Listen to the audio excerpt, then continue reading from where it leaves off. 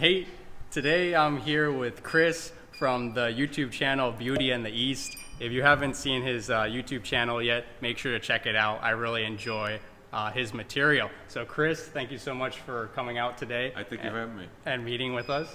And yeah, so tell me a little bit about why you wanted to move out to Thailand. What was the main reason? I think the biggest reason is affordability compared to the United States. Like, I like how affordable it is here. Like, most things are about 60% of what you'd pay in the United States. I think another thing is just being able to travel, man. Like, I never had traveled before I came to Thailand, so it's been exciting just seeing new places, new cultures, things along those lines have been really, really cool. And you said you grew up in Kentucky? Yeah, I was born and raised in Kentucky. I've been in several different states when I was growing up. My dad liked to move around a little bit, but mostly Kentucky. Oh, and how's Kentucky compared to Thailand? I've never been to Kentucky, so I don't know. I mean, compared to Bangkok, it's a little small. I mean, I live in one of the bigger cities in Kentucky, and it's still small enough. It's like 500, 600,000 people. But if you go out into some of the other areas of Bangkok, like some of the rural areas I've been in, I mean, there's some similarities there. Kentucky is more of like a farming state, right? For the most part, yeah. There's two big cities in the whole state, which is Louisville and Lexington. Louisville being the biggest, Lexington being the second biggest, and then the rest of it's like horse farms, rural trees. Like, I own a family property. It's like 79 acres in southeast Kentucky, and it's just a house and then trees, like 79 acres of trees. So. Yeah, 79 acres. That's a huge plot of land. Well, it's worthless for where it's at though. Like, I could maybe get $40,000 out of it. But it's still kind of nice to have like. It's nice to have a place. fallback. Yeah, entire place. And in case the apocalypse ever comes, it's it's perfect for that, man. They have a flood wall thing put up, keep the zombies out. Yeah. Like, it's a 50-foot flood wall goes all the way around the city. I was even thinking about that. I'm from Las Vegas. Right. I don't know if we talked about that, but when I was back in Las Vegas, you could buy huge plots of acres and acres for $5,000, $10,000. Yeah. Because, but it's not going to be in the city. Yeah. It's going to be on the outskirts of the city. Desert. But I always thought about that too. If I had a lot of money, I might just buy a plot of land and keep it just in case something happens one day. Build you a complex out there somewhere in the desert. Like a compound. Right? Yeah. Yeah. So what are some of the reasons why you wanted to start the YouTube channel? Because I've also been making a lot of YouTube videos too about Thailand. But one thing I noticed about your videos compared to a lot of other people out here is I know you're just starting. You don't have that many videos on your channel, but your videos are very fun to watch. Right. You know, they have very nice scenes. I love your drone footage. Right. It's I like good the stuff. drone. Your videos are very fun to watch. Yeah. I think the reason for doing YouTube is because I came to travel anyways. And my thinking was I already had all this camera equipment and stuff from earlier ventures and stuff, because I did Twitch for 4 years before I decided to start traveling. And I just decided to use the cameras to share my experience while traveling abroad. I just wanted other people to see what I've seen, and I try to capture my point of view as closely as possible. Like, I try to make it point of view recording to bring people into the same experience I'm having. It's kind of hard to do sometimes, but that's kind of the area I'm shooting for. I'm trying to make it as close to a reality show with a handheld as possible. That's what my end goal is as close to a reality show, travel show, but with a handheld. Oh, okay. And what kind of equipment are you using now for your... I'm using a GoPro 7.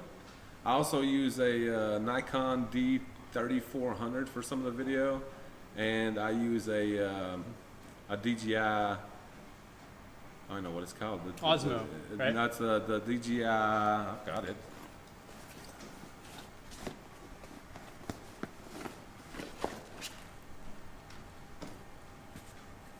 It's I don't even remember what the name of it is, man.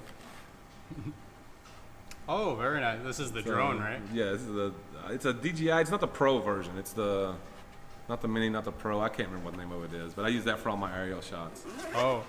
Yeah, that seems really cool. And what's the battery life on something like that? It lasts about 20 minutes per battery. I've got one extra battery, so I can get about 40 minutes of airtime per location. The batteries are pretty short, to be honest with you, and the range on it is not super long. You probably get,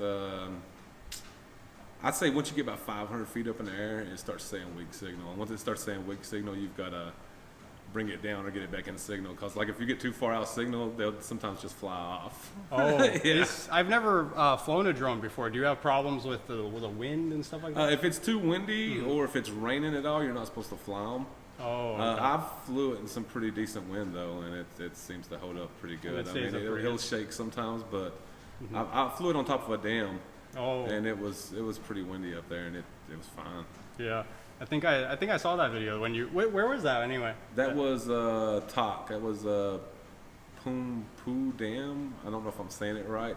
It's spelled with a B, but they pronounce it with a P because Thailand's weird. Okay, I'm gonna have O over here. O ขอถืออันนี้ให้หน่อย O ขอถือแบบนี้ I'm gonna have O be our camera woman. Oh, ยืนที่นี่ I think this is gonna be cool. Right there, just a little perfect, just like that. I like that. Okay. Yeah, so I'm also from the United States, but I grew up kind of more in the city, Right. and then you were kind of more in the country. Yeah. Right. So there's a thing that I learned in college where it's called culture shock. Right. Right. So did you experience culture shock when you came from America to Thailand? I haven't had that so much because I've been to Mexico and a couple of other countries that have things like that. I didn't experience from there to here at all because like my first experience in Thailand was of course Bangkok, and it's New York, man. It's one of the biggest cities in the world. So, and then the outside areas, I mean, it's rural areas. It didn't really surprise me. Like there wasn't, the thing that surprised me most about Thailand was just how friendly and approachable people are, that they smile and wave and say hello like everywhere you go. Like I expected just the opposite. I expected, even though you get it a lot, I expected a lot of xenophobia and stuff like that, which it does happen, but not anywhere near as much as you experience in some other places and countries. I think even the United States. So It seems like people out in Thailand tend to be more kind of more relaxed. Yeah. I think compared to America. Yeah. I hardly ever, when I come out here, I feel very, very safe. Right. I remember when I was in Las Vegas, I used to have to kind of be like, on edge.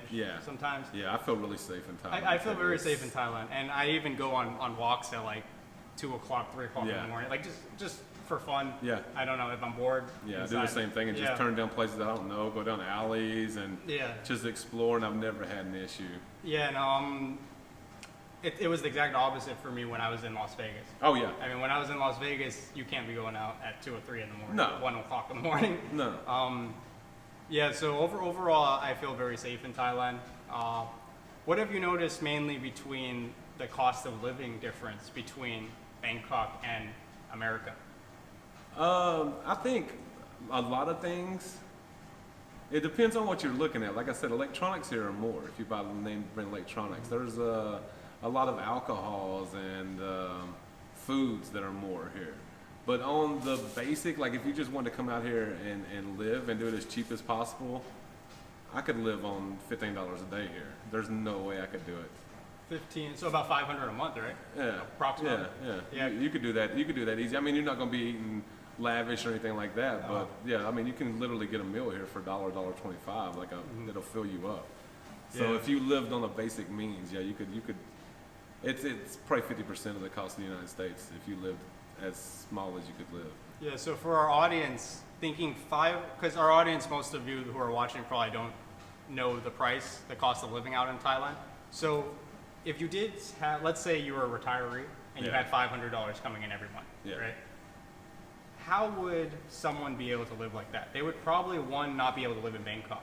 No, you would probably want to go to the outskirts. Where would be one of the cheaper places? Honestly, there's even some beaches in the south. If you don't go to like Phuket or what's the other big popular one down there? Maybe. Yeah, any of those. If you don't go to the super popular ones, you could go live on the beach for $500 a month easily. I watch another YouTuber that does like real estate on the beach, and he had a place down on the beach for, and this was a 3-bedroom house, and it was $8,000 baht a month, which comes up to $285, somewhere like that. Yeah, so I mean, it is beachfront property. Yeah. So you take that and your groceries, you could live there easy for $500 a month. So let's say you had a $500 a month budget, $200 going for rent. Yeah. $200 go for rent. So now you have about $10 a day for your basic necessities. Yeah. That'd be food, Food, electric, yeah, water, yeah, all that stuff. yeah. I don't know that you could have internet and everything, but you could live. You could make it. Internet would be about $50 Yeah, per something month. like that. So you would have to decide if you wanted internet or not, because if you're someone who doesn't really need internet, it might be better just to go to Starbucks Yeah, or something use like a that coffee house or to something like use that. the internet. But you definitely could live, if you only ate like 1 or 2 meals a day, Yeah, you could definitely live on maybe $1 or $2 a day Yeah. just for food. yeah. And And I make it. I mean, I literally live here for probably $1,200 a month, and I travel. right. So like, there's some of my incomes going to other provinces, renting cars, hotels, and stuff like that, and I make it for $1,200 a month. You've rented a car before in Yeah, Thailand? I wrecked was- it. Oh, did you? how was that experience? I've never done that. I've never rented a car. I wouldn't suggest it out of Bangkok. Like, I would suggest renting a car. Like, if you want to go out to the provinces, like travel north of Bangkok, then pick the car up there. Driving in Bangkok is one of the worst Horrifying, things I've ever done in my life, dude. I was actually stuck in the city from the airport to getting out 5 hours, Oh, jeez. and then the traffic's just like, and then there's bikes doing this, and it was scary. It was scary. Yeah, I'm horrified just sitting in a taxi out here in Bangkok. Yeah, too. Yeah, They yeah. scared me to death. Yeah. I personally, I haven't driven a car for almost 4 years, Right. and it's just personal preference. Yeah. I just prefer not to have a car. Yeah. If someone's coming out to live in Bangkok full time, do you think it's worth it for them to buy a car or buy a motorcycle, or do you think it's better just to use public transportation? If you're going to live in outer Thailand, it's Uh-huh. probably smarter to have a car. If you're going to live in Bangkok, I would actually suggest against the car, just because it's probably going to cost you more Oh yeah. than traveling public transportation, and it's also going to be one of the scariest things you've ever done in your life. Like, I've drove in Chicago, and it's got nothing on Bangkok. Nothing Like, on Bangkok it's crazy. Like, drivers just go. They just go. They'll come over on you. They don't care. It's scary. Yeah. And definitely not a motorcycle. No. It's very No. dangerous, I think. Yeah. If you're coming from America, Yeah. and even if you've driven a motorcycle in America, Before, yeah. I think it's way different here, right? Because the cabs and stuff will come right over on motorcycles, like push them over to the side and stuff. Like, you'd have to be way more aware here Right. than in the United States, even though it's dangerous in the United States to ride one. Yeah, I wouldn't get on a motorcycle here. Yeah, so I think if you are, according to Chris, if you are going to maybe live in the outskirts of Thailand, maybe like Isan Yeah. or something like that, maybe it would be worth it for you to Yeah. look into buying a car. But if you're going to stay in Bangkok, I think we both agree that Yeah. Definitely don't buy a No car car. or a motorcycle in Bangkok, because one, it's probably going to be more expensive, and then two, you're not used to the way people drive out here. Yeah, at so all. It's way different. At all. Yeah, so the last thing I want to ask you is, so what is the main, I know we both have girlfriends Yeah. now. What is the main difference you think between dating in Thailand versus dating in America? I've got flack for saying this before in the United States, because American women get mad about this fact. But I think, in all honesty, like, I didn't come to Thailand to date a lady. I don't have an Asian thing or anything like that, but it just kind of happened while I was over here. But the way they act is different. They act more like a woman in Oh. Thailand. Like, it seems like in America, women have moved, and it's more because like the 2-income household and stuff has moved it away from that. But they tend to act more in charge in America, wherein it's hard to explain it without sounding like you're saying you want somebody subservient, which it's not true. It's just the way they treat Maybe you. more traditional? Yeah, Right? it seems like they act more like a woman than the women in America does. It's hard to explain it without people getting mad, because I've had people really get mad at me Yeah. about that. But it's true. Like, they act more ladylike, more womanly in Thailand than a lot of women do in America. And I'm not saying it's all American women or anything like that, but they're more brash, more independent, I guess is kind of the way it comes off. And America it's- compared to yeah. Thailand. And I think Thailand women are very independent and very strong. Like, some of the strongest women I've ever seen. But just the way they treat men is a little bit different. They treat you like the head of the household.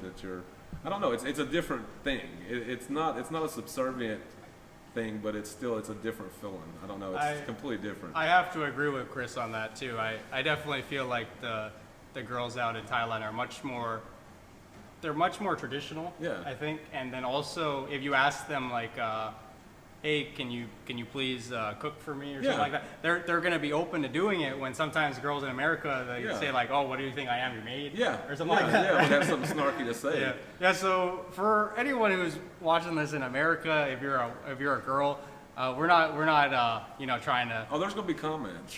put you down or anything, but maybe just be a little softer. little more open to cooking and stuff Yeah. like that. Yeah. I've noticed another thing in a relationship too, blew me away, is since I've been dating Ploy, which is my girlfriend now, we've gotten in a couple of arguments, because any relationship you're in, you get in an argument. She actually has apologized when she was wrong. Oh. And another thing I've noticed is after the argument's over, like if we have another argument, that doesn't come up again in the next argument. Like the last argument doesn't come up in the next argument. And I've noticed with American women a lot of times, Oh, they it hold comes on to up. those old arguments and stuff, and I've noticed that difference as well. Oh.